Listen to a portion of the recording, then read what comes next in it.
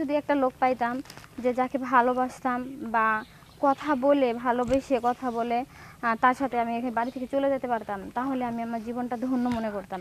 আসলে আমি আপনাদের মাঝখানে আসছি আমার জীবনের কিছু কথা বলার জন্য। আসলে আমার হাজবেন্ড প্রবাসে থাকতো, তো সে বেশ কিছুদিন হয়েছে ওখানে মারা গেছে স্ট্রোক করে। তো এখন আমি আমার লাইফে একা আছি। একা বলতে আমার শ্বশুর শাশুড়ি সবার সাথেই আছি, কিন্তু তারপরে থাকার পরও আমি কেমন জানি মানে ভালো নেই। ভালো নেই বলতে আপনারা তো বুঝেন যে একটা মেয়ের হাজবেন্ড মারা গেলে এই বয়সে সে কেমনে ভালো থাকতে পারে।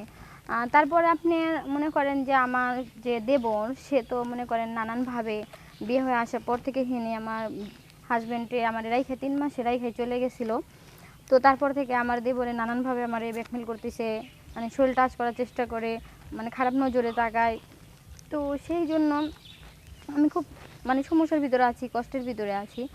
আর আমার শ্বশুরের তো মানে কথাই নাই, সেও এরকমই মানে খারাপ দৃষ্টিতে চাচ্ছে, খারাপ নজরে চায়। তো আমি চাচ্ছি যে কি কোনো এমন যদি একটা লোক পাইতাম যে যাকে ভালোবাসতাম বা কথা বলে ভালোবেসে কথা বলে তার সাথে আমি এখানে বাড়ি থেকে চলে যেতে পারতাম, তাহলে আমি আমার জীবনটা ধন্য মনে করতাম। কারণ এই জায়গায় থাকলে আসলে আমি বুঝতেছি যে আমার শ্বশুর আর আমার দেবর আমাদের থাকতে দিবে না শান্তিতে। আর সমাজ বলেও তো একটা কথা আছে, কতদিন এভাবে থাকা যায় বলেন।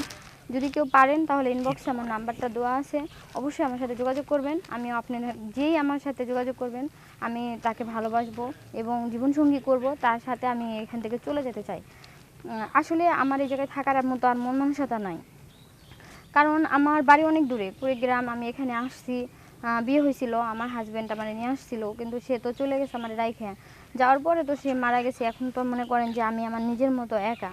তো সেই জন্য বলছি যে আমার শ্বশুর দেবরের দৃষ্টি ভালো না।